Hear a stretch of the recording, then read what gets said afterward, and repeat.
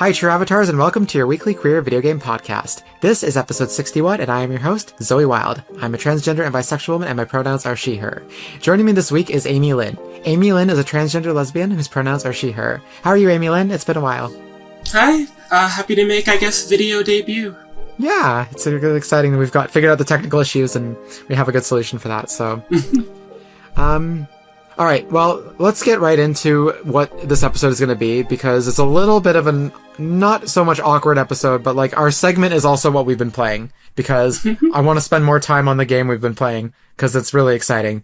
But first off, we're going to jump into the news, and there's actually not that many headlines this week, but the headlines we do have are pretty notable.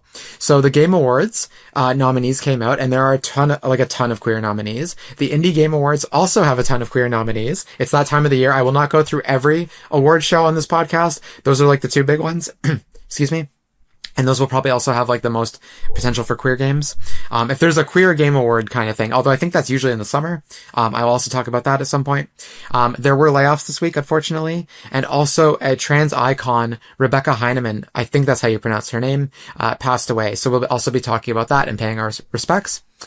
And then for the second half of the episode, I mentioned our main segment is also what we've been playing, and what we've been playing is the same game, and that same game is Kirby Air Riders.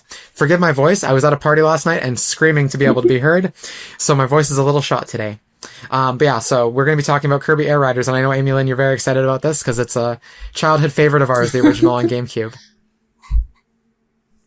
Absolutely. All right. Yeah. Let's jump into, before we jump into all that, actually, I do have a few quick favors to ask, as I always do, True Avatars. If you like this podcast, please leave a comment, rating, or review on your preferred podcast platform. Spotify has ratings and comments, while Apple has reviews. Engagements like comments, ratings, and reviews helps to grow the podcast, and a growing podcast means a happy podcast host who is forever happy and fulfilled that you enjoy listening to her show, which creates an infinite feedback loop of more podcasts, more happiness, more podcasts, and so on and so forth. So please go leave a comment, rating, or review. Or all three if you can.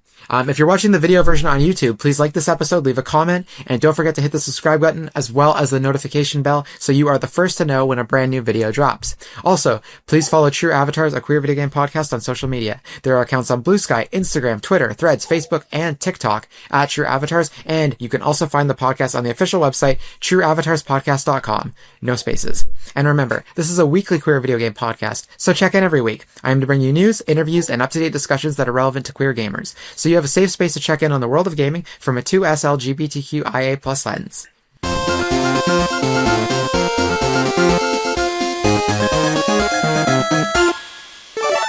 Alright, Amy-Lynn, shall we jump into the news? Sounds good. Okay. So this headline dropped like 2 hours before we started recording. Guilty Gear Strive on Nintendo Switch 1. I assume it's backwards compatible with Switch 2. Is getting its DLC update finally. It was supposed to come out earlier in the fall. I feel like I heard or got the vibe that it was supposed to be like September, early October, and then we just didn't hear anything. But this update does include Chapter 4, which includes Lucy from Cyberpunk Edgerunners, which is another queer game, so some queer game synergy going on there. Although Edgerunners is not a queer game, it's a queer show based on a queer game. And also it includes ranked matches that are coming to Nintendo Switch, and that is coming out December 18th. Amy-Lynn, do you have any thoughts on Guilty Gear Strive? I feel like you might have played this before, I'm not sure. So I haven't played Strive. I used to play one of the earlier versions actually in the arcade. The university. So, I went to had an arcade and, actually we went to, but I went to it beforehand and there was a Guilty Gear machine there. So I'm a big fan of the game's music, especially. I did get into Blaze Blue, which is the, not sequel, but the game that the company made later on, Arc Systems Works.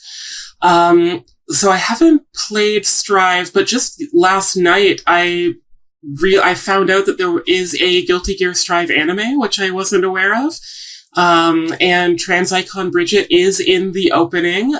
It doesn't look like she's a main character, but, it was great to see her in the opening. I love the character designs from the series, the music. I guess Trans Heresy, I do think May's theme, Disaster of Passion, is better than Bridget's theme, Town Inside Me. I think that's what it's called. But both are great songs. So And I love the design of Cyberpunk Edge Runners. It is a series that I've been constantly wanting to see for, I guess, years now, but haven't got a chance to. But that's really cool news. Yeah, that's awesome. Speaking of Blaze Blue, actually, last week they announced in the PlayStation State of Play that there's a brand new Blaze Blue game, Entropy Effect X, coming out as well. And that has queer characters in it too. So I guess Arc System Works is just full on pro-gay. Have they announced they're bringing back English voice actors yet? Because that was a huge controversy, the last big Blaze Blue release. I don't think they said anything, because I think the reason that they didn't say anything was that the actual State of Play was actually about and aimed at Asian audiences. Yeah. And it was by Asian developers, so like everything was literally in Japanese the whole presentation with English subtitles. There was very little English in it. So I'm not sure if they've actually answered that question. Something to look into though, for sure. I haven't heard that news, but that is exciting. Yeah. Looks fun, I'll have to brush up on the wiki at the very least. Yeah. I mean, the game is essentially a visual novel anyways, so I can probably get a lot of the experience if there are, Let's Plays or anything on YouTube of just going through that. That's true, yeah. Also, for anyone who might be like, oh, I don't have the system that's on, but I think it was announced for PS5, but I feel like I read it was coming to Switch. I'm not 100% sure on that. Also, my mic is a little tenuous today because I'm in a different room. So I'm not going to type while I'm on the podcast this week, unfortunately. But if I do find out, I can leave it in the show notes. But I'm sure anyone who's very interested in this, I'm sure you're already typing away and Googling and writing a comment anyway. So we're going to move on, though, because there were some layoffs. I'm going to try to get most of the bad news out of the way early, although I'm going to save the Rebecca Heineman news for the end. I'm always not sure how to program all the news articles in what order, but I am going to talk about the layoffs now. So back in episode 54, we reported that Xbox Contraband game was canceled. It's not a game that was Contraband. It was literally called Contraband. There are still layoffs happening as a result of this game cancellation. And this week it does seem that 31 people were laid off from Avalanche Liverpool, which is in England, this week after the studio was closed. So the studio did say this: "We are truly grateful for the dedication and invaluable contributions to Avalanche Studios Group. Our focus remains on supporting the Avalanchers through the transition and to carry on making great games for our player communities." Let's hope that they are actually giving people support for moving to a new job and not just telling them to F off and giving them the tiniest severance package possible. But we don't know, so. Has this become a weekly occurrence on the podcast? Unfortunately, it seems like it, which is, I mean, eventually we're just not going to have any developers left, so that's sad. Yeah. Maybe Nintendo will keep a few around. Yeah, Nintendo's the only one you don't hear about, but it's harder for for Japanese companies because of Japanese law for them to lay people off. They have to do I forget what this term is called. I've talked about it on the podcast before. Bandai Namco did it this year though, where they just kind of put you in a room alone with nothing to do, and they pay you, but they wait for you to get so bored you just quit anyway.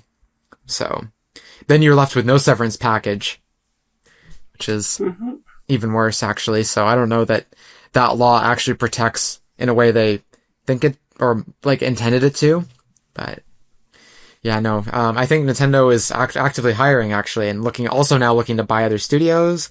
I think I read a rumor, again, this is all unverified, but I think I read a rumor too that they were looking to work with more studios they don't own to develop games based on their IP, because I feel like the rumor is with 4K development and games taking longer to make as it is, and games becoming more expensive, is they're just Nintendo of all companies doesn't want a big gap in their schedule like PlayStation and Xbox have constantly. So I think it's better off for them to I guess they really want to keep games, the steady flow of games being released to keep people on their console, because they don't have as much third-party support, I guess, right? They're supposed to have Call of Duty on the console at this point, but they don't. So, and to be honest, I don't think they're going to. I don't think it's coming. Yeah. Have there ever been any, I guess, video essays, articles about why they just don't buy their second parties? Like how Pokemon Company, etc.? There is a great guy on YouTube who... He doesn't specifically make videos about this, but it comes up in his videos a lot.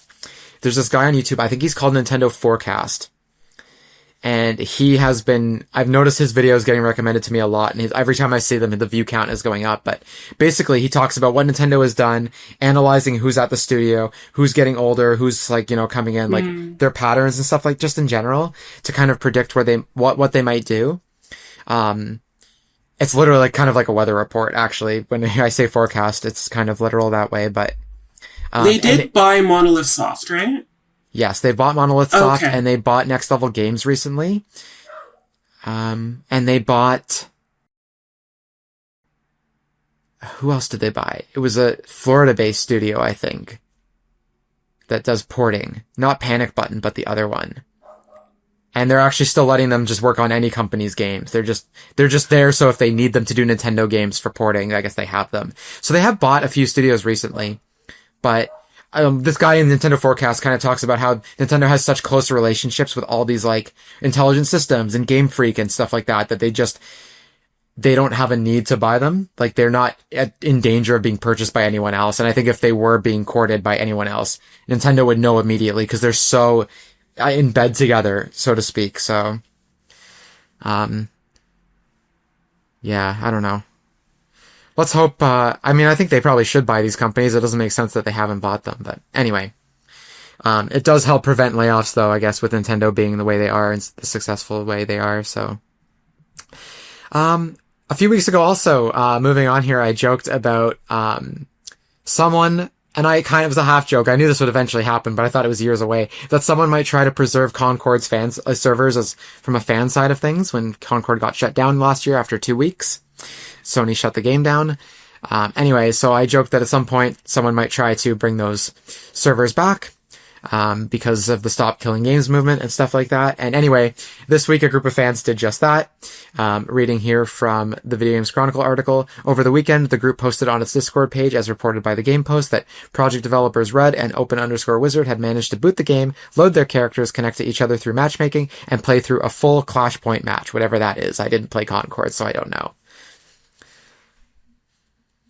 Did you follow anything about Concord when it was happening, Amy-Lynn? Nope. Isn't it a plane of some kind? I know it's a city in Ontario. Yeah. At this point, that's all it is. I wouldn't be able to describe the actual Concord game if you paid me. I could just guess it's some sort of, like, Destiny-like shooter, but that's, like, random that's pretty much dartboard. That's pretty much it. The second I saw the first trailer, I thought, this looks like they're trying to make Fetch a thing. And for the record, I don't even really know what Destiny looks like. I'm just going by, like, peripheral vision of listening to, like, or watching IGN podcasts and being like, oh yeah, I think I can imagine what Destiny looks like, but I don't actually know. That's basically the same as me. I had a friend who was playing it and talked about the game a little bit, so I knew through him what was kind of happening in Destiny and what the game was all about, but any interest I had in it went away when they fired Peter Dinklage as one of the main voice actors and replaced all his lines because they had to add new lines as the story developed. So they couldn't keep him in and have a different actor swap lines with him. So they just replaced all his lines. And I was like, well, I like Peter Dinklage. I would rather, anyway. So I also tuned out of Concord. And I'm not into like looter shooters, online shooters, stuff like that. Overwatch, Valorant. I don't even know if those are all in the same vicinity of each other in terms of genre. It's multiplayer. If the only multiplayer game I've ever played is Rocket League. So, all right. Let's talk about Game Awards nominees. So we have a couple here. We have the Indie Game Awards and we have the Game Awards. Amy-Lynn, do you have a preference for which one we start with? No. Okay. Well, let's just go in order of the show notes then. So first off, we have the Indie Game Awards, not to be confused with the Game Awards. They're two separate entities. They just have very similar names. But this is obviously focused on independent games. There are a lot of queer games, more variety in queer games too than the Game Awards. Cause like the Game Awards, there's a bunch of queer games, but it's kind of the same ones in each category. But anyway, the Indie Game Awards are going to stream on December 18th at 6:30 p.m. Eastern and 3:30 p.m. Pacific. That's in North America. If you're in a different part of the world, I don't have time to go through all the different time zones, but I'm sure you can just plug into Google what time is 6:30 p.m. Eastern, in my country and it pop up. Hopefully it's not like early in the morning or something like that, but so some notable nominations here. Game of the Year is Clair Obscur, Expedition 33 got nominated. And people are probably wondering, well, Zoe, you've never really talked about that game on the podcast. Are you sure it's queer? And actually, by my own rubric, it qualifies because Jennifer English, one of the voice actors in the game, is queer. She is a lesbian. So actually, I was like, oh, I could have been talking about this game all year because I didn't realize that a gay person was doing a lot of the voice acting. I just had no idea. And none of us in the Discord, I think, on True Avatars had any clue that she was a lesbian, so... even Ekami, who's actually played through the whole game, had no idea. When I was like, Amy, this is a queer game, she's like, I don't think so. And she kind of analyzed it, and I was like, no, there's a voice actor in it. It's like saying Ghost of Yote is queer. Erika Ishii is in it, so therefore it's a queer game by default. There are so few queer games in this world, especially AAA, that we take what we can get, you know? And the other Game of the Year nominee is Hades 2. Achievement in Accessibility, Squeakross Home Squeak Home has a nomination. ANZ Game Award has Tempopo, and that's curated by Frosty Games. This category honors outstanding achievements for indies developed in Australia, New Zealand, and the Pacific Islands. If you'll remember, back in June, I did cover the Frosty Games Fest. Also, Amy-Lynn, pop in at any time if you want to just talk about any of the games I mentioned here. Bite-sized game included Carrie Mara, Beneath the Forlorn Limbs, and This Game Will End in 205 Clicks, which comes from Adrian, the developer behind In Stars in Time. Black Voice in Gaming Award, one of the nominees was Sorry We're Closed. Sassy Chap Games, the developer behind Date Everything, was nominated for Community Management Award. Debut game, nominees included Clair Obscur Expedition 33, which is no surprise, and also Sorry We're Closed. Emotional Impact category included After Love EP, Wander Stop, and Wednesdays. I don't know if it's still the case, but a couple days ago I did retweet on Blue Sky. Wednesdays is currently free on Steam, or it was at the time. Gameplay design, Hades 2 is nominated for that. Gas Station Story was nominated for innovation. Solo development nominees included Spilled, which I talked about on the actually, Amy-Lynn, I think you were the last time we did an episode that was just what we've been playing in the news was also about Spilled, which is a great 90-minute game about cleaning up an ocean. It's top down, it's isometric, it's adorable as heck. And also, this isn't a queer game, but it was another game that had a lot of sexual content, which was banned from Steam because of the payment processors, which is a game called Vile Exhumed. And I think that game is currently, or it was at least at one point, available for free because of that. After Love EP and Urban Jungle were nominated for the Southeast Asian Indie Game Award. And Gemporium and Spilled were nominated for Women-Led Indie Game Award. Amy-Lynn, any thoughts on these? I haven't played any of them, but I guess as I move sort of in my, gaming life, my interests have been skewing in that direction. So it's pretty much just Nintendo, other franchises that I've loved since I was little. And then checking out, new indie games, at least those that are either released on Switch or, even mobile. So, hopefully some of these, that aren't on Switch can get there. And if I have time, I'll, plop them in.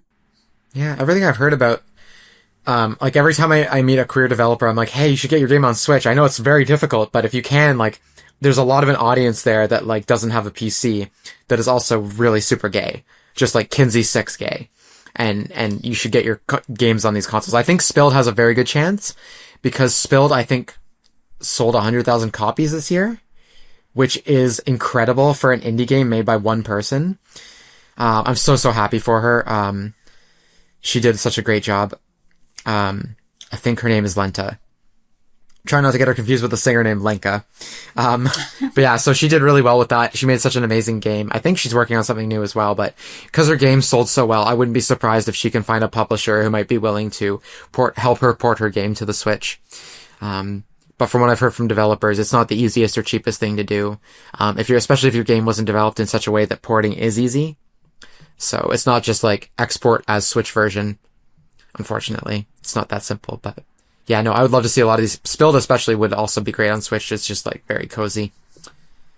Okay, let's move on to the Game Awards. I feel like this is the one that's going to get a lot more attention because it's the Game Awards. Mm-hmm. There's announcements and all kinds of stuff. But this year there are a lot of... Oftentimes there's also Muppets. There are Muppets, yes. I wonder which Muppets will be there this year because they've done... I forget who they did initially. But then Gonzo, they've done Gonzo. Rizzo, I think. Okay. They've done Statler and Waldorf. Yes. Those were last year, and they were funny. Yeah. Yes, it's good. I think that's like the thing to watch with the Game Awards, of which Muppet they get. I mean, like, I don't know if they have the budget for Miss Piggy or Kermit. Like, that might be beyond Keeley's purview, but maybe you can afford Fozzie. I could see them doing this cheaper. Yeah. Yeah, I wonder how Disney feel. I feel like if Disney has a game in the Game Awards one year, like a Spider-Man or Indiana Jones, they might be much more open to it. Because they're already invested, but yeah, no, lots of queer games this year. Lots of queer games. They're most like, it's the same, like, kind of, it's the usual suspects, the ones you probably are like, oh, the ones that are really popular, but at least they're nominated, like, they're being talked about, even if people don't know necessarily that they're explicitly queer. But Game of the Year nominees include Clair Obscur Expedition 33, Hades 2, and Kingdom Come Deliverance 2. Yes, Kingdom Come Deliverance 2 does have gay content in it. Best Game Direction includes Clair Obscur Expedition 33, Hades 2, and Ghost of Yotei. I'm not going to read through all the nominees here. There are a lot. But Best Performance includes Ghost of Yotei, Erika Ishii, Gender Fluid. They are up for Best Performance as the character's name I'm blanking on, unfortunately. And I played that game, but it's Sunday morning. Leave me alone. And Claire... Is that the Yotei? Yeah. Okay. Ghost of Yotei, yeah. And so Clair Obscur Expedition 33 has 3 nominees. Ben Starr and Charlie Cox. Charlie Cox people might know as Daredevil from the recent Netflix and Disney Plus show. And Jennifer, and I think did Ben Starr voice Ganondorf in Tears of the Kingdom? I think. No, I think that was, no, you're right. famous D&D guy. Right. He's great voice, great person. I'm blanking on his name right now. Yeah. I actually heard it a couple days ago too, but apparently I can't recall names anymore. Is there an anymore. M in there? I think there's an M. There's definitely an M. And also Jennifer English, the lesbian actress we mentioned earlier, is also nominated for her character as well. In Clair Obscur Expedition 33. Innovation and accessibility included Assassin's Creed Shadows. Yes, that game has queer content. Games for Impact included Lost Records, Bloom and Rage, and Wanderstop. I don't think Lost Records, Bloom and Rage is... I mean, I liked parts of it quite a bit. Like, it was very strong in parts, but it has a very weak middle part of the story that just kind of drags. So I'm surprised it's even in conversation, because I feel like it came out and people forgot it existed. Best community support. Baldur's Gate 3, once again, it's still here. Although I think this is going to be the last year that it gets that nomination, because they've stopped supporting the game this year, content-wise. Also, best community support included Final Fantasy XIV and Helldivers 2. And best indie was Clair Obscur Expedition 33 and Hades 2. Best RPG, Clair Obscur Expedition 33, Kingdom Come Deliverance 2, and Outer Worlds 2. Again, another game that kind of came and went like a fart in a windstorm. Best Adaptation, The Last of Us Season 2 and Until Dawn. Until Dawn does not deserve to be there, but it is a queer movie. Most Anticipated Game, The Witcher 4, and Best Esports Game, Valorant. We were talking, was it Valorant that was the queer game on that, the ranking episode we did in episode 52, and I now have the answer. It's definitely Valorant. I checked. There are lots of queer characters in that game. Amy-Lynn, are you going to be watching the Game Awards, and which of these games do you think will win, or which ones are you hoping will win? Is it Matt Mercer? Is that the name? I think Mercer. That's Mercer the name. Something. Matt Mercer. You are correct. Ben Starr, I feel like, was involved in Tears of the Kingdom, though. I want to say, but maybe I'm wrong. Okay. Anyway, it doesn't matter. Doesn't matter. I mean, I'm one of those people who's upset about Sonic 3 getting snubbed. So that's what I've been thinking about when it comes to the Game Awards, to be honest. But what I will say also is that this is one of the first years where I look at the Game of the Year and I'd be happy with any of them, I think. Like, I know that's not one we've been talking about right now, but you know, there's been some unfortunate rosters in previous years, but yeah, it's been really exciting to see more. I think Erika Ishii winning would be amazing for the queer community and for the fans of Dropout. But like, it's wonderful to see more of that, you know, being integrated into this show, which, you know, I think everyone should, you know, be aware is just like, it's for trailers. Like, I don't know if, I don't know, like, I forget who it was, but I was listening to, I think it might have been an autoplay situation, but a YouTube video essayist or just a commentator saying how, you know, as far as like an audience member goes, we shouldn't pay much attention to who wins and who loses. Like, it doesn't impact gamers and like fans. It is a big deal for developers. It, gets eyeballs on them. And of course, actors and other creatives involved in the industry. But the process of selecting apparently is not quite as bad as the movie industry, but still kind of, not the best. Well, you wonder, I mean, I know the gaming community doesn't vote like the film community for Oscars, but I know for the Oscars, people don't actually watch the movies they nominate or vote for, so I'm not sure if it's the same for games, but I know they have a panel of people that kind of like talk about these things. I have two thoughts on the Game Awards. I think that Expedition 33 is going to take most, if not all categories, unfortunately. Not unfortunately in a sense like, I'm not happy that it deserves it from everything I've seen of it. I haven't gotten to play my copy yet. I've been too busy this year. If I'd known it was a queer game from the outset, I would have prioritized it much sooner, if I'm being honest. I just wanted to play because it looked great, but then there were other games that I'm like, oh, Metal Gear Solid is coming out. Oh, like Fall has just been busy, but I would be happy to see it win because it's a queer game. Whether it's Jennifer English or Erika Ishii who wins, I hope it's one of those two people at least because they are queer, they are visible. I think we need some of that right now. But I also have heard, again, I'm not even going to put this as a source in the comment, like in the show notes, but I've been hearing rumors, and I feel like Jeff Keighley also might have retweeted that, like, he posted like an H and a 3 or something on Twitter, and there's rumors that Half-Life 3 is finally getting announced, and if that game is at the Game Awards, no one's going to even remember what anything was ever nominated for or won. Ever. It will be the Game Awards that announced Half-Life 3. That's it. Whether they announce it at the start of the show, if they announce it at the start of the show, people won't even watch the rest of the Game Awards. They're just going to be refreshing the Steam page until it goes live. And if it's at the end of the show, and everything everyone saw will immediately go out the window and people will talk about Half-Life 3 for the next 6 months. So, maybe longer. But since it is a very announcement-focused show, Amy-Lynn, is there a game, whether it's a wishlist game or something people are working on, is there something you hope they announce at the Game Awards? Sonic Frontiers 2, I think, is the intersection of possible and dream, that I feel that would be great to announce, especially with the, the movie snub. Aside from that, I don't think Nintendo has made a big and good announcement lately, so it would be nice to see something from them that isn't Cranky Kong. Although it would be very funny if Cranky Kong was referenced in some way. But I am always, like, in it for the surprises. Like, just like the E3 trailers of old and in the Nintendo Directs, like, even if a game is released that I have no intention of playing and probably won't play for console exclusive reasons or stuff like that, like, seeing, like, fun and interesting announcements is always a good time. Like, I think it was the Game Awards where, the potentially, Phantomware, whatever it's called, Okami sequel was announced a while ago. So, stuff like that where it's like, I don't know if I'm going to have the console that Okami 3 or 2 or is going to be on. I've never played the original Okami. I played Beautiful Joe, but, I don't have this, like, super big connection to the game or the company, but, like, I appreciate Okami, like, as an artist and for, what it did to, that kind of game. And, unique IP, unique characters, Quadruped, as a protagonist is always fun. So I'm hoping for stuff like that. What about you?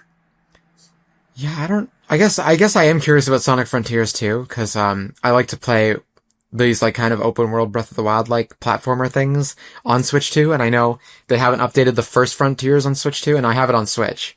I haven't played it yet because I booted it up once and the resolution was like a potato YouTube video. So I haven't gone back to it despite playing like the first hour or so. So I'm hoping Sonic Frontiers 2 actually is a thing, or even Sonic Adventure 3, whatever. And it's just some kind of nice Sonic platformer that I can play on on Switch 2 with a higher resolution. So, yeah, something like that. Well, there's Shadow Generations if you... That's true. Yeah, that's a good point. Unfortunately, you have to buy the Switch 2 version separately, and I have the Switch 1 version. Ridiculous. So I'm so upset about that. Otherwise, the company that made, they're called Milestone. They're based out of Italy. They make racing games, but they did the last 2 Hot Wheels games, and they have, a reboot of a franchise from the 90s called Screamer coming out. And it really has nothing to do with the 90s version. It's really just like the licensing component of it, but I'm just excited to see what their next, what their next racing game is, because I think it'll be really fun. They make really polished, nice racing games. And they might have even taken some stuff from Hot Wheels that they maybe could or couldn't do at the time. Or, Mattel said no to them about Hot Wheels, but they're like, oh, hey, we have this cool idea. So I think it's gonna be like a spiritual successor to Hot Wheels. And I'm excited for it, because this time they won't be bound by, Mattel telling them what they can and can't do with certain things, so. Okay, we have one more news story here. And this is a sad one. So, trans icon Rebecca Heineman has passed away. I've been following her on social media for about a year when I realized she was on social media and actually quite active. And when I first started following her, she seemed in very good spirits. And then I noticed more and more tweets she was talking about her cancer and her battle with cancer. So for anyone who doesn't know who Rebecca Heineman is, though, she was a prolific trans woman in the games industry. She was a gamer and developer, and she trailblazed the path for pretty much all of us. And this article from Gaming Mag broke the story about her death and summed up her career better than I could. So I'm just going to read this. So Rebecca Heineman, a trailblazing figure in the video game industry and a celebrated icon within the LGBTQ plus gaming community, has died after being diagnosed with cancer only last month. Heineman was crowned gaming icon at this year's Gaming Awards, and we were honored that she flew into LA to spend time with her extended LGBTQ plus family and receive her plaudits for an inspiring career. Rebecca Heineman was an icon in every sense of the word. She first made headlines in 1980 when she became the first ever national video game champion by winning the Space Invaders tournament held by Atari. That victory kickstarted a career that would help shape the very foundation of modern video games. As a self-taught programmer and designer, Rebecca helps to port and develop some of the most iconic games of the 80s, 90s, and 2000s. Her fingerprints are on classics like The Bard's Tale 3, Thief of Fate, Wasteland, and Wolfenstein 3D, amongst several other iconic titles. So, rest in peace, Rebecca. Try not to cry, because I didn't know her that well, but it's sad when we lose someone like this, and she was way too young. Way, way too young. I don't know how old she was, but she didn't look old enough to be dying for any reason, so. Do you know anything about Rebecca Heineman? No, but I was reading, just from the show notes that, I think she lost her partner recently as well, which was also sad, and it seems like they were very supportive of each other, so, as happens sometimes, it seems to be kind of layers of tragedy. I think she was featured in a documentary, from what I was reading, so it is nice that she was, and I think it was like one of the Netflix documentaries, so it's nice that she will be remembered maybe more than some others have been in the past, but of course still sad news. Yeah, I don't have much to say other than it's really sad and to F cancer, So. Okay, well, we are going to move on to more lighthearted conversation. We're going to take a short break, and after this musical interlude, Amy-Lynn and I will be back on to talk about Kirby Air Riders.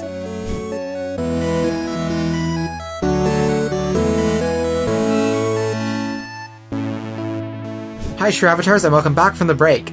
So we're going to be talking, Amy-Lynn is still here, we're going to be talking about Kirby Air Riders. And so, I could preface this, but I feel like, Amy-Lynn, you're pretty hype on this game. So do you want to intro it? Do you want to talk about it? Do you want to just go off, I guess? Do you want like a overview of what this game is, or? Yeah, and maybe some of your nostalgia for like why we're both so excited for this game too. Yeah, so this is a sequel to the GameCube game Kirby Air Ride.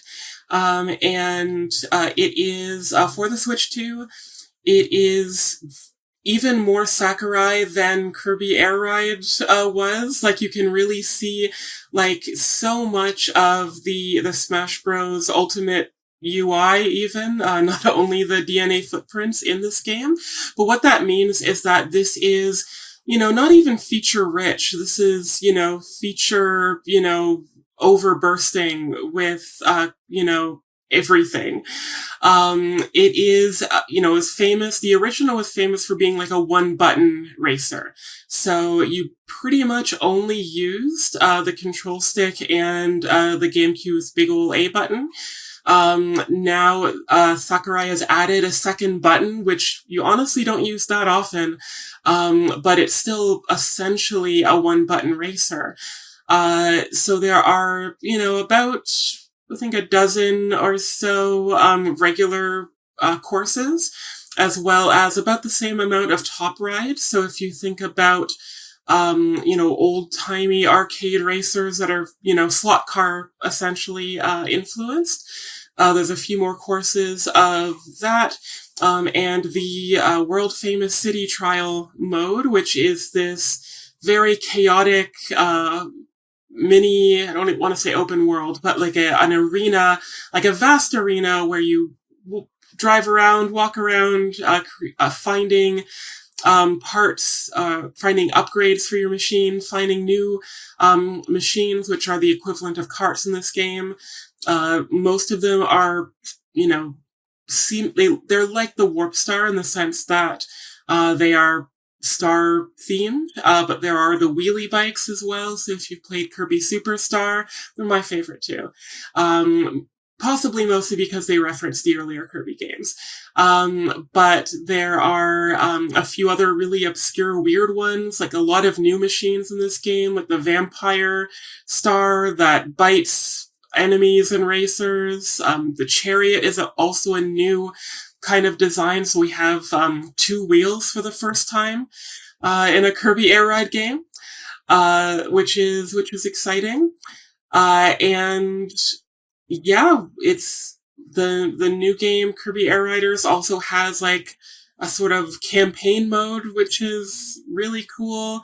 The checklist, which influenced Smash Bros. Checklists, is back, and there are like 4 of them now, at least. They are bigger. So many stickers, customization of the vehicles, your driver's license. Music has some customizational options, in there. It is endless stuff. So we mostly have hovering. So these are vehicles, they don't fly like in, I guess Diddy Kong Racing with this, there's no like flight mode, but I guess it's an expanded version of the gliding that you might find in a Mario Kart game. You can go up a little bit more with the stars, especially things like the Wing Star and the Shadow Star. I could be talking for another 2 hours. In fact, if you're curious, Sakurai released, some, Kirby Air Ride Direct, which is longer than the duration of the Mario movie. So if you're curious about, Kirby Air Ride, and you don't want to watch the Mario movie again, you have a feature-length, overview of the game you can check out on the Nintendo YouTube channel. It's true, actually. I kind of wish I hadn't watched those because he covered basically everything, and obviously he didn't spoil story stuff or anything for the campaign, but when it was nice to know some of the stuff that was in there. Like, I immediately went into the, customization options, and I turned on the female announcer, and I turned on the male narrator, who are separate voices, but you can choose male or female for every language. So there's every language has 4 different voice actors. Cause there's the narrator, and there's 2 options for the narrator. So that's for the story stuff. And there's the announcer who's on the menus reading Rex Wheelie and stuff like that. And they're separate actors, just to clarify. It's not just, you can mix and match the 2 voices. They are 2 distinct actors for each, I guess 4 distinct actors for each language. Yeah. You can, and for some reason the volume levels go past 100, so everything by default is at 100, but I was the music and the sound effects are kind of quiet, but everything else is a little bit too loud, so I just pumped up the music and the sound effects, because I was they're a bit soft compared to everything else, so I cranked those up to 125, versus everything else staying at 100.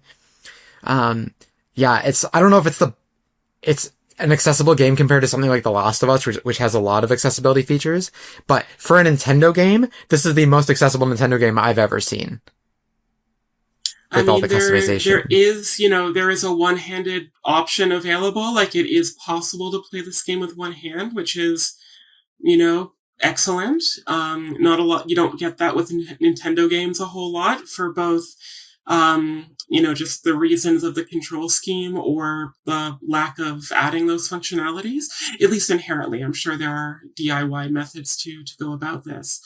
But even aside from that, like the amount that you can customize everything, like from the controls to how zoomed in the camera is to the UI, like, do you want the map to be big? Do you want how transparent do you want things to be? Like, how intense do you want the zooming effect? Like, it's quite a lot.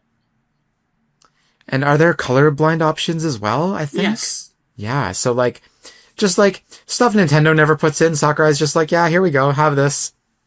He spent a lot of time in the direct talking about it, which was nice. But I think just as a racer, okay, I've played all 3 kart racers that have come out this year. I haven't played Garfield Kart, but I played Mario Kart. I played Sonic Racing Cross Worlds a little bit through the demos, twice, the 2 different demos that I got to play. And I've played Kirby Air Riders. And honestly, I don't know how you would rank them, but I would put Kirby, then Sonic, then Mario Kart, in that order. And they're all great games. If you want a good kart racer, any of these is a good arcade, cartoony mascot racer. They're all great, but I think Kirby is the best one. I don't know about you. Right now, I'm definitely feeling the same way. I will have the caveat of, because my only consoles are the Switch, I haven't had a chance to play the Switch 2 version of Sonic yet. I didn't even buy the Switch version because as kind of has been established in True Avatar's lore, I don't care about graphics that much. The graphics were so iffy in that Switch version of Crossworlds that I couldn't really manage it. So that's, saying something about, I guess, not just the graphics, but the graphics and the performance.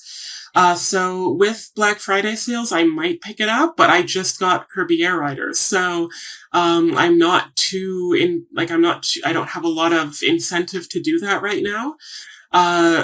Kirby Air Riders is so great. There's definitely, I guess, more conversations in Sonic. The characters talk to each other, as long as they're not DLC. So that's cool. I think, Kirby Air Riders is different though, right? If you are wanting a kart racer experience, I would say Mario or Sonic are your better options. But if you like the idea of just racing or, driving around on a vehicle, then I think Kirby is definitely the most feature rich and the most polished, and so far it's the most fun for me. Yeah, and I think every single game excels at what it's trying to do in terms of how it feels to drive each game. I've played Sonic racing games before, I've played Mario Kart games before, I've played Kirby Air Ride before, and over the years they've all kind of evolved, right? Well, Kirby Air Riders, with the exception being there's only been 2 games, but each one feels great to play in its own right. And at that point, it's just a matter of which one do I like from a content and feature perspective? And I think Mario Kart is the weakest. I think Sonic is great because it's traditional, but also it's got a really cool mechanic with the crossworlds. And I think Kirby just it's the most, I don't think they can improve Kirby Air Riders. If they made a Kirby Air Ride 3, I don't know what they could do with it to make it better. They got a couple playable characters. I'm sad. This is a minor spoiler, but Elfilin is not in the game. I'm a little sad about that. I was hoping of all the characters they could have added, they could have just gotten Elfilin in, because then I think otherwise they've covered the whole Kirby lore with playable characters. I have the similar feeling, I'm sad about Adeline not being there. Again, spoilers for the playable character roster. But when my biggest complaint is that an obscure character from Kirby 64 isn't featured when they added GUI, I think that, it's a pretty good, it says a lot good about this game. And I think, like, because Adeline's not there, like, we don't actually have a lot of female characters, which doesn't matter as much with Kirby because you can put a bow on everyone and, that's cute. Like, if you want to have a cute pink bow on Meta Knight, go ahead and do it. But since, we do have Ribbon, Adeline, as female Kirby characters, it would have been nice to have more than just Susie and Lalala. But, it's a super minor complaint because it's Kirby and it's cute and it's great. Yeah. So without talking too much spoilers, because people might not have played or gotten this far yet, and I definitely haven't, but how are you feeling about the campaign?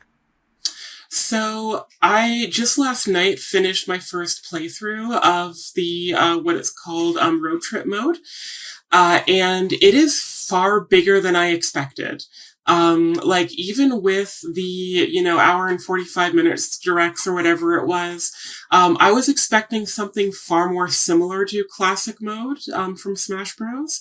Where I was expecting to, like, I can spend, half an hour, maybe up to an hour going through different challenges from different modes. It is far more, like, lengthy than that. I didn't time myself playing it, but, considering I've only played it basically for 2 evenings, and most of my time has been on road trip mode, and just having beaten it, at the end of those 2 kind of lengthy playing sessions, I want to say it's probably about 3 hours, maybe 2, to get through that mode. Might even be a little bit more. I didn't keep track. I was having a lot of fun playing the game. But I was really impressed with it. It isn't, a full story mode. Like, there are a lot of cutscenes. Actually, I think there's exactly 10 cutscenes, and some you do use reused footage. But That's very Sakurai. That's very Sakurai coded. But it's beautifully done. It is, I guess, again, without spoilers, it definitely does the, I had a friend talk about a YouTube video that they saw, or someone say that, like, I think this is one of their first Kirby games, going, do Kirby games always go this hard at the end? And, the answer is yes. So, Kirby fans, you know what to expect near the end, and that's even just not including the true ending. So we'll see if there's more of what Kirby fans have come to expect at the end, once I get there. But, yeah, it's a lot of fun. It is more similar to World of Light, than classic mode. It's not quite, that, I don't know if I want to say it's not quite that creative. I guess it's not in the sense that in World of Light, we had fun things like, Gino being represented by Sheik with a super scope, right? So there were these interesting, because it's a crossover game, Sakurai and the development team did really interesting things with, representing these sticker characters using the playable roster, in Smash Ultimate. Kirby Air Riders, despite having the almost identical UI as World of Light, doesn't really do that. But the amount of variety in this, like, the little challenges that are there in the campaign mode is really fun. Like, you're being asked to chase down characters, fight bosses, fight mini bosses, defeat rivals, and that's both destroy their vehicles or beat them in a race. There's stay in first place throughout the entire game. There's so much variety that even though and you're doing Top Ride, City Trial, and Air Ride modes, plus all the stadium, events from City Trial. So the target flights and, the Kirby melees and press all the button challenges. Like, it's so, like, I don't feel like I'm going to have a bad time going through it a second time in my second run through of the game, which is really impressive. Like, I will admit, like, I haven't touched Mario Kart since I unlocked all the tracks. And the tracks are beautiful. But I didn't like the open world, and in Kirby Air Ride, most people sing the praises of City Trial.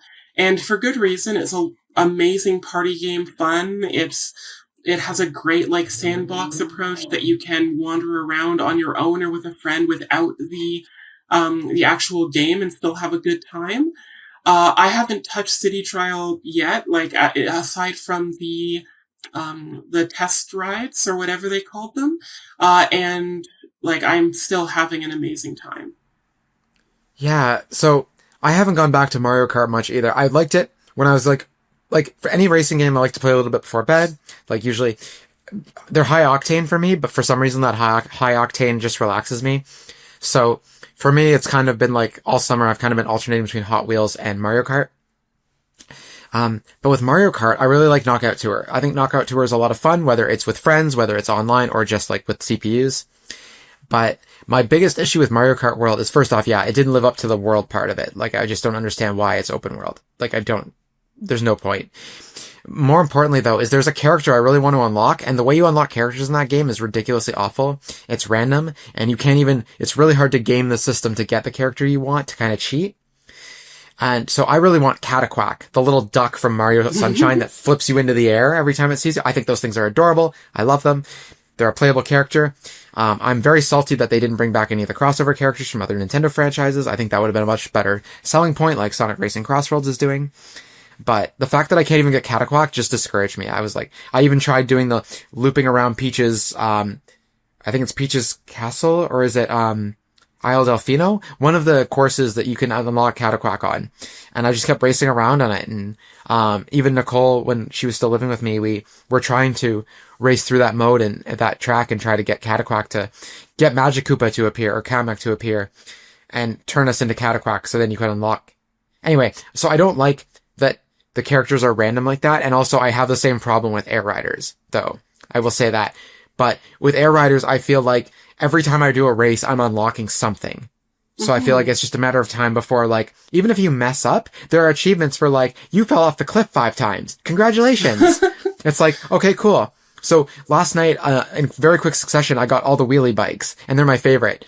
And so, like, I didn't know how to get them at first, but then suddenly I had both of them. And so now I just want the one-eyed Waddle Dee character, and then I'm happy. I'm good. So I don't know how to get him, but eventually I know I will unlock him, and I know it'll be quicker than, say, like, well, maybe you'll get lucky in this 1%. It's like finding a shiny Pokemon at full odds getting Cataquack. And the nice thing about how Kirby Air Riders does it is that you can unlock characters in, I think, all 3 modes. Yes. There's overlap in things you unlock. Yeah, like I don't know if you can unlock Waddle Doo, which is the one-eyed Waddle Dee, in all 3 modes, but it probably at least 2 out of the 3. And if you go to the grid, you can kind of shortcut to the challenge that would unlock the character. So if you see that in order to unlock Gooey or Waddle Dee, you need to do this in top right 3 times, you can go to that mission and just sort of click that and try to, speed things up that way. Yeah, but I think for that to work, you have to have, it's like a Minesweeper. You have to have you have the square, but it has to unlock the square beside it to see what the challenge requires. And I have been going through to see, and so far he hasn't popped up as an option, but yeah, I do like that, like, I think on one mode I got the Rex wheelie, and the other one I got the regular wheelie, and and then if you unlock the only thing that sucks about that is that even though playing all 3 modes, any of the modes can get you everything you want. If you unlock the Rex wheelie in, let's say, Top Ride, and then you do the same challenge, a similar challenge in, or the unlockable challenge for it in another mode, like let's say just the regular racing mode, you'll unlock that cart again, like that car again, but it won't actually give you anything new for it. It'll just say you unlocked this, even though you already had it.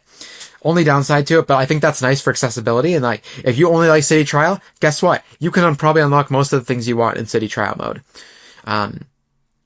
Same with, I think there's actually 4 grids. I think there's one for, is there not a grid for, the campaign, the story mode? Yeah, so there's a grid for, Air Ride, Top Ride, City Trial, and the campaign mode. There also is a 5th grid for online, but you don't get, I don't think you get significant unlockables with that. It's more of a general achievement, board. And you do get the cool art in the background, so that's, Yeah. always going to be sort of a secondary incentive. If you really like Street Pass, it's similar to those grids back in the day there, but And Smash you Bros. know, Didn't have that, right? Like when they had the checkerboard, they didn't have yeah, an image you were unlocking yeah, as I you know. unlocked everything. So that's a really cool new feature, I think, is that there's art Mhm. to unlock. And if you do unlock the same character, you do unlock the alternate colors, which is a nice little, making it somewhat meaningful to unlock at least the characters a second time. Yeah, no, I think it's a really satisfying gameplay loop. I haven't played online at all. I haven't really played more than a couple hours. No, I've played more than a couple hours. I think I want to say I've played 4 or 5 hours so far. But I've just been kind of like just racing on the tracks in the standard racing mode, and I just like that's what I did as a kid. I wouldn't play City Trial, but I would play in the free roam version of City Trial where you're just Hmm. kind of doing whatever. And I messed around with that. I think it's a little too similar in everything that's in there, and it's a little too small. But it's basically, if you remember the original from GameCube, it's basically the same thing. Even though it looks a little different, it's effectively the same concept. I think it's probably like if you measured it 3 or 4 times bigger, but like it's not significantly bigger, right? Like it still needs to be a containable space so you can interact with other players. So it is expanded from the original, but not like an. I wish there was another one, right? Yeah, I Like was I wish thinking there there would were be at two or three of them least this time, two. Yeah. but who knows? Maybe it does so well. Sakurai says, "Oh, oops, we said we weren't going to do any more updates, but actually, here's more updates." I mean, Um, it is interesting that they do have on the menu, there is a thing for like announcements for the game, right? So it's interesting that they have that, despite the fact that there aren't going to be any DLC characters or anything like that. yeah, I think I also read that they're going to support the game for up to 1 year for online and stuff like that. Like there'll be events. I mean, I think if they're talking about like Hmm. there'll be in-game events through the online for up to a year. I think that's a bit short. But it's nice that they're telling us exactly how much time it's going to be. So at Yeah. least people go into it with the correct expectations. Whereas like, I think with Animal Crossing, Nintendo was just like, oh yeah, here's an update. Also, we're done. Like that's it. No more holiday crop or anything like that. Well, they were So done until the Switch 2. that's true too. Yeah. So yeah. One thing I will say about the test ride was I was worried when I played it. So like when I played it on two of the instances, and at least when I was playing, it was only City Trial that was available as an option, and I was really worried about the game. Like I was like, oh, this is too chaotic. It is. I don't know if I'm having fun. The way that the matchmaking works is really different. Like in the GameCube one, you could spend all your, as what I did most of the time, you could spend all your power ups upgrading a wheelie bike, and then you have target flight, which you're basically guaranteed to lose. And, in this game, you can vote on which of the things you want to do, but pretty much all the time you're going to get that one. And because there are so many online players, you might be in a stadium match with like two humans and three computer control characters. So it is a little bit different there. But the 5 minutes wasn't feeling like long enough this time, despite the fact that I'm kind of used to 3 minute Splatoon matches. Everything felt chaotic and rushed, but all of my fears were removed when I got the full version of the game, which was pretty relieving. It is definitely chaotic. It can be overwhelming, but as we mentioned at the beginning of this segment, there are things you can do in the menu and in the settings to basically reduce that completely. Like I set it to zoom out by 1, and I like lowered the intensity of the effects by 1, like just a little bit. And that made a huge difference on my ability to follow the chaos and have a good time. And, I remember that the chaos was part of it. And I remember that there are 3 other modes that are great if I'm not feeling City Trial. I had a very similar concern as you with the test ride, and the test ride, for anyone who doesn't know, because Nintendo never is consistent with their beta, like their closed beta tests or whatever, their online multiplayer tests, but it was basically like a demo that you had to play at certain times. There were certain windows and you got to like try out the game, and they were getting player feedback and stuff like that. When I played it, I only played the racing, and I didn't like the way it felt. Like the controls didn't feel right, and I played it with the wheelie bike and I played with the Warp Star, which is the same two carts I use, in the main game as well.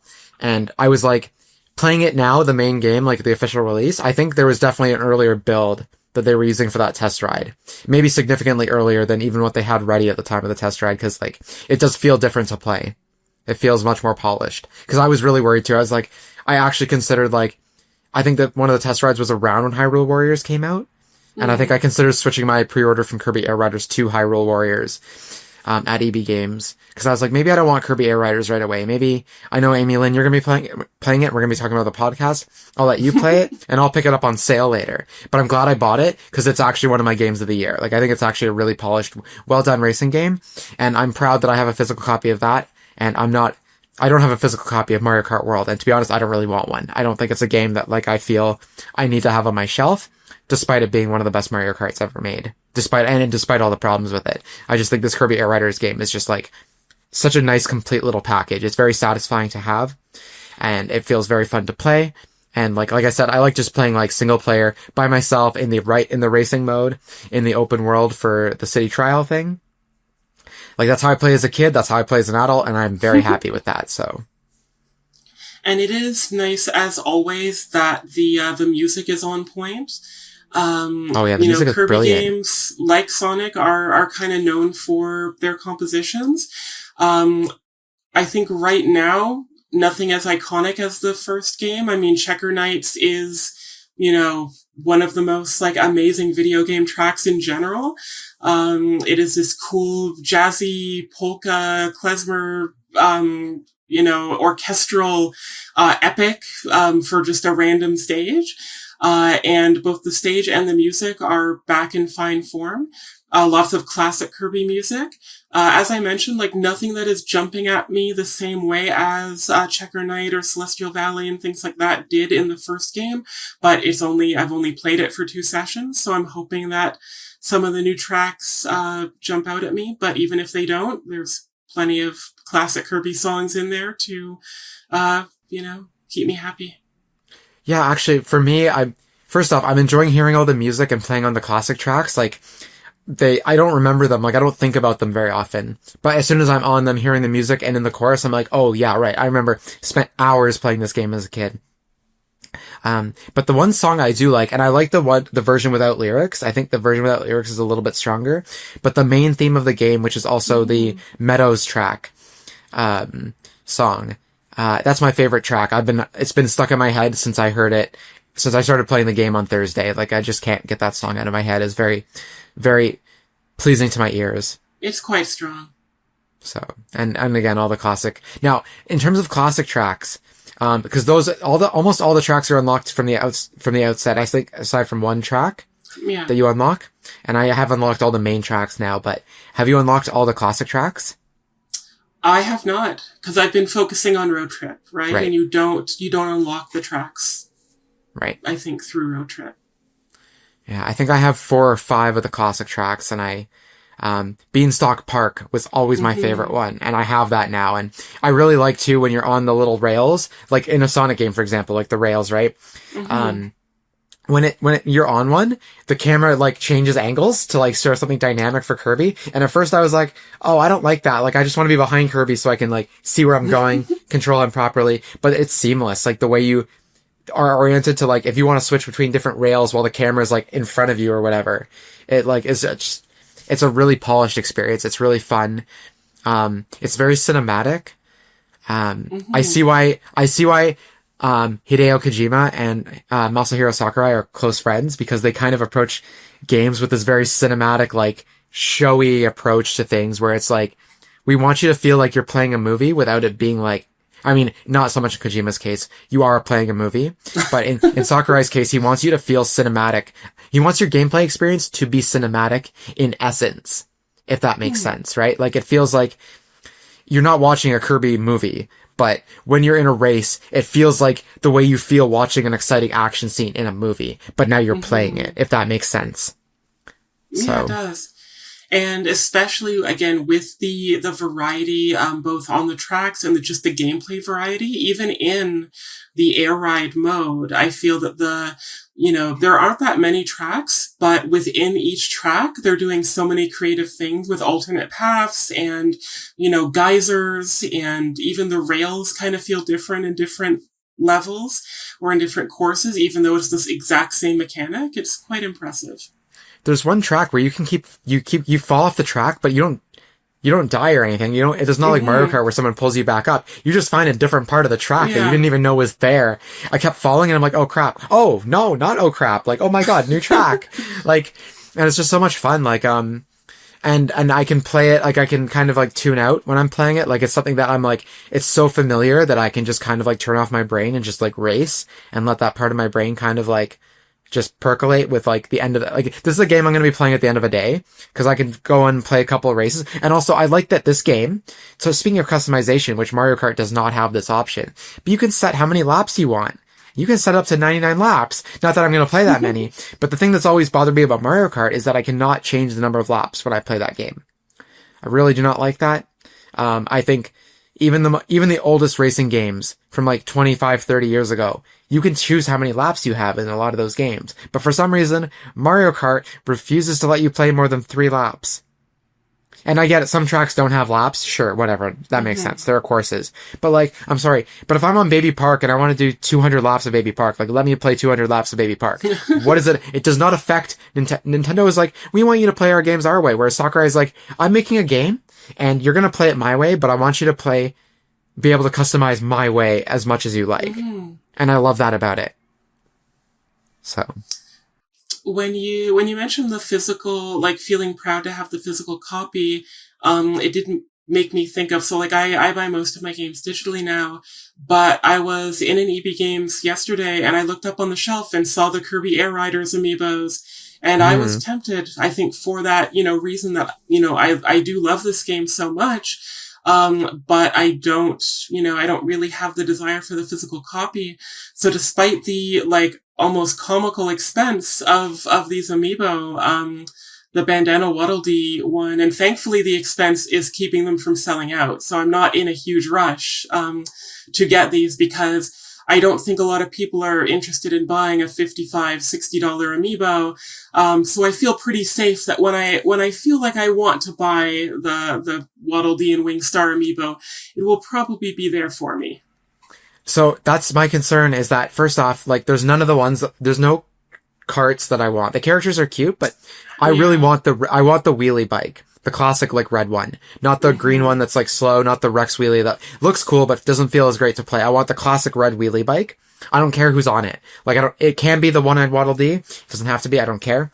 But if it's not selling well, I feel like they're not gonna do other vehicles. But I would really, if they do a wheelie amiibo, I will buy that one because I love that vehicle. I think it's also another Cyclops. Anything that's cute and Cyclops, even the monster in Doctor Strange 2, that's like an alien and it's like vicious and trying to kill everyone. I'm like, no, don't kill it. It's adorable. Like, I think Wheelie has 2 eyes. They're just big and they're on opposite sides. So you're only seeing one and it looks like a Cyclops. That is true. I also consider, Varum a Cyclops in Pokemon Gen 9, like in Scarlet and Violet. Like, I know it's not a Cyclops, but it's spiritually, you know what? It's a little confused, but it got the spirit, of a Cyclops. And it's just so cute. I love it. I love it so much. So. No, like, I have loved, like, Wheelie since Kirby Superstar. Like, I was so excited to just play as just Wheelie, like, in the 2-player mode. Like, I would want to be the second player in Kirby Superstar to play all of the helpers. Right. And you could play as Wheelie, and, Kirby can jump on you and then you lose control and as Wheelie, you just shoot stars. But, if you were separate, you could just drive around as a wheel, which was a lot of fun. And like, speaking of that, like with the playable characters in Kirby Air Riders, even though everyone is riding a wheel or a star, it is fun to have like, kind of like how Mario Kart has done with the the enemies as kart racers. I like that there's a bit of that in Kirby where you have the main characters of, Kirby, Meta Knight, DDD, and Waddle Dee, Bandana Waddle Dee, but you also have regular Waddle Dee. You've mentioned Waddle Doo. We have Scarfy, which is the little angry or cute, happy looking floating guy that gets angry and turns into a Cyclops. And like Lololo and Lalala, which might be the first time they're ever playable. So there's, lots of just really fun, and stuff Marks with too. that creativity. Yeah. Terrifying bad. Famous, communist author, Karl Marx is, just palling around with a hamster. Yeah, I like all the only thing I'm sad about is no Alphalin. I read a theory that it's because the design document was created before Kirby and the Forgotten Land was finished, and the developers of Kirby and the Forgotten Land did not communicate with Sakurai about any new characters. So there's certain Kirby and the Forgotten Land elements in the game that were easier to include after the pitch document was submitted and development started. I did notice the music. Yeah. Pretty quickly. Yeah, and I think Tortilding is in there at some point in some way. Oh, yeah, that's true. So, but yeah, I do miss Alphalin being in there. I feel like Alphalin was a pretty iconic recent Kirby character. I don't even want to play as Alphalin. I just feel like it's wrong that Alphalin's not in the game. But you know what? Honestly, all things considered, like, the game does really well. And also I feel like maybe Sakurai will, like, not do paid DLC, but every once in a while he'll be like, you know what? Here's a character. Here's a track. Here's a little bit extra for a game mode or something. I would like a few more tracks. Just because the ones we have are so good that, like, even though there's some variety, I think after a certain amount of time, even though there's double the original game, I think it wouldn't hurt to have, like, another 2 or 3 for the new tracks. Just you a little extra. You are really optimistic that Nintendo hasn't sent him to the Smash Bros. Mines already, which I appreciate that optimism. To be fair, Sakurai's always coming out with announcements like, oh, I actually did all this, like, way in advance, and here's, like, an extra video that I did. Like, I think, I'm not expecting big things, but I'm expecting something like an Alphalin or like an extra track to come along at some point as a surprise free update in the next 6 months to a year. I do think, though, after that year of online support is done, that's it for the game, and I think the game is going to be left to die. I do think that, and I do think Sakurai is now in the Smash Bros. Mines.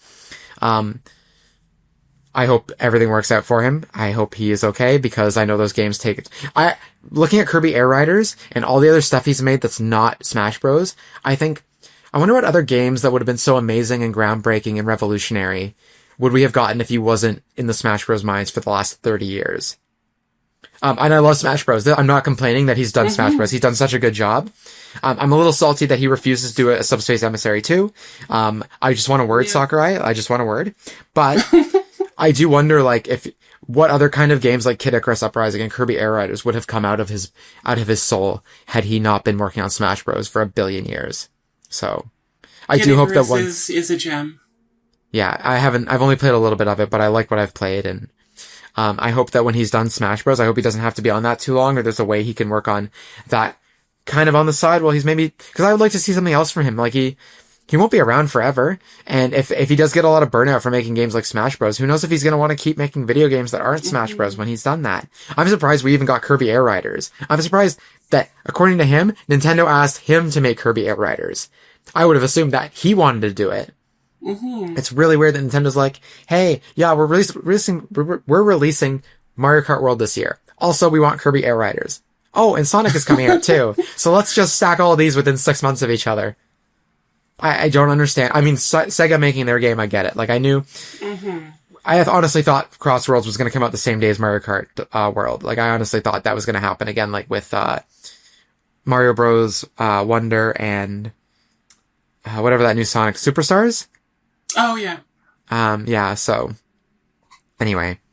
Yeah, no, I'm really impressed that, like, I honestly thought Air Ride was dead. Like, we were going to be lucky to get, like, a remaster or even Air Ride as a port on Nintendo Switch Online. I thought we would have been lucky to get that. And the fact that we have a sequel that is spiritually, like, it's the same game as the one from the GameCube era, but just better.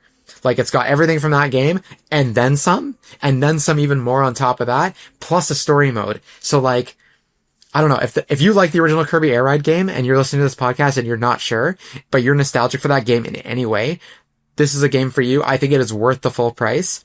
I don't know if it'll ever go on sale, but it is worth however much money it is. And I guarantee you this game probably won't sell that well because of Sonic, because it's Kirby, because of so many games coming out this fall, because of Mario Kart World. It is probably a game that a physical copy of, after it goes out of print, will probably be hundreds of dollars like Kirby Air Ride is. So, if you're like me and thinking about the future of physical media, I'm picking up my physical copies as they're at retail price because I don't want to wait until, like, Pokemon Heart Gold. If you want a copy of that now, you're looking at 500 Canadian to start. Oh, and you want the Pokewalker? Good luck with that. So, anyway, I'm just, I can feel the physical media is like Pokemon Pokopia not being on physical properly it's dying. It's over. I think this PS5 and Switch 2 are the last generation of physical media for video games. So, yeah. Well, okay, we're almost at time here. Do you have any final thoughts or anything else we haven't talked about Kirby Air Riders? I mean, like, the only thing that comes to mind is, like, do we need to justify this as a queer game, or are we good? No, I feel like we've talked. We're queer and fans of this game, and, like, this is one of those games, too, that I feel like Elden Ring, like Souls-likes, they're not really queer, but they're attract queer players quite a bit. And I think Kirby is another one of those franchises that's just so accessible and fun. And not just accessible, I mean approachable, where it's like just so friendly to look at and colorful and bubbly that, like, I think it's very approachable for a lot of people who maybe don't like video games or just queer people who want to, dip their toe in. I don't know has Kirby ever had any queerness, like, inherently in the franchise? I mean, like, I think, Waddle Dees don't have sexual dimorphism, and there have been moments where they've been clearly, like, they're holding hands or there's a heart in between two of them, so things like that. But I don't think Kirby needs that or really can have it. Like, it's not a game franchise that has a lot of romance, to be honest. But I think Taranza had, like, feelings for the giant insect queen that betrayed him. But as one does. does. Yeah, I mean, I've been there. Or I would be there, maybe. But, I think aside from that, like, it's just hasn't been a part of the game, so it hasn't been an issue. Like, we're never going to have, like, Meta Knight have a, long lost love. Like, that's not what his character's about. I do feel that, like, Kirby in general is, like, really appealing for that just gender non-conforming aspect, though. Like, the fact that there are, cartoon Viking helmets and bows and all these different items that you can customize your character with. And, like, the fact that it's never mentioned, like, oh, Meta Knight has a bow. Okay, that's cute. Like, it's just kind of there, which is, kind of great in that, queer lens, queer reading, that isn't, related to sex or gender, really. Like, I'd still say that Kirby is pretty queer, even though it isn't. Yeah. And it's very neutral.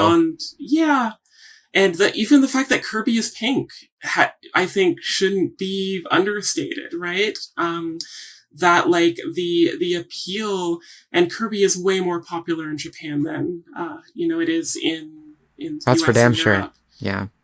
Yeah. So, the fact that, we do have this thing that, the games do usually end with eldritch abominations threatening to unmake reality. Like, despite the fact that I joked about, like, Marx being Karl Marx, Kirby Marx is this weird, like, happy nihilist that just wants to control everything. And yeah, there's so much, like, complexity and weirdness to this very silly, cute game that I think does sort of speak to a lot of queer experiences. Yeah, I think that's a good way of putting it. And to be honest, like I've said on the podcast before, games that resonate with queer people that aren't inherently queer, and games that are just popular are also game for the podcast. Game, not gay for the podcast, but also that. But, sometimes it's just nice to find out that, like, Expedition 33 has, like, a queer voice actor involved, and suddenly that checks a box out of rubric. So now we can talk about something that's a little bit different than, like, your Pokemons and your Kirbys, which we talk about a little bit more than, say, like, your Elden Rings and stuff like that. So, yeah. I am surprised that Silk Song isn't queer. I feel like I read something that there might be a little bit to it, but I haven't played enough to know for sure. Okay. But we've talked about it on the podcast anyway, so... Okay. Yeah. Anyway, I think we'll wrap up. Amy-Lynn, if people want to follow you on social media, where can they find you? At Amethyst Lilac, Blue Sky, add an extra Y. Easiest thing, as I always mention, is to check out the True Avatar's social media and look for a word that looks like Amethyst Lilac, and in the followers or following list, whatever, and it's the best way to find me. Cool. All right. Well, thank you so much for joining me today. Thanks for having me here. Always like to talk about Kirby. Me too. I'm excited to play more, and I'm sure you are too. So, actually, we have to get back to playing Kirby. That's why we were actually ending the podcast now, because I've been like itching to play more. So, anyway, yeah, thank you so much. And that just about wraps up this week's show. Thanks, True Avatars, for joining me for another episode of your Queer Video Game Podcast. By listening to the show, you are supporting queer-made content, which is more important than ever. If you want to support True Avatars, it would be really great if you could leave a comment, rating, or review on your preferred podcast platform. You can follow the show on Blue Sky, Twitter, Threads, TikTok, and YouTube under the handle @TrueAvatars, all one word, and on Facebook and Instagram under True Avatars. If you are watching on YouTube, please like, comment, and subscribe, as well as hit the notification bell so you can be the first to know when new content drops. I welcome you to check out the official website, trueavatarspodcast.com. That's all one word, trueavatarspodcast.com. On the website, you can sign up for the newsletter, where you can get exclusive news and updates on the show. Bye, True Avatars. Thank you so much for listening, and I look forward to speaking with you all again next week. Take care and stay safe.